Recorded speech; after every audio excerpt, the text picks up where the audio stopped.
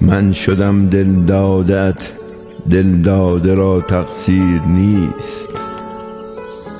ما و دل صادق به عشقت، قصه را تفسیر نیست. دام عشقت تا کجا آواره کرده این دلم،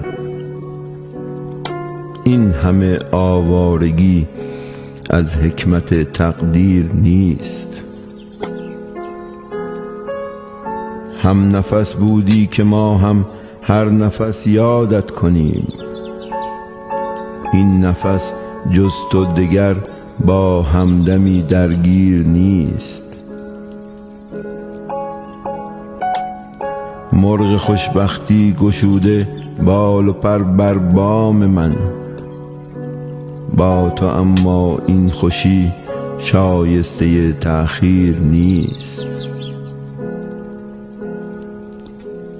با فلک تنها به رؤیا هیچ کس همره نشد،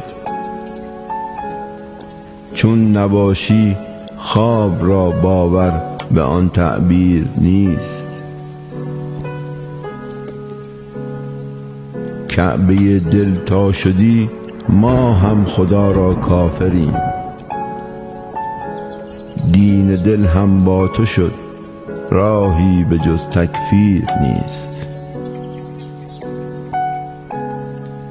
تا نمایان گشت خال و زلف افشانت به شب، غیر رخسارت به این آیینه ها تصویر نیست. گفتمش آری خدایا دست او بر دل رسان، گر نباشی آن خدا هم لایق تکبیر نیست. چون گمانت دام بود و شد اسیری فکر تو، دام تو برچیده و مجنون به آن زنجیر نیست.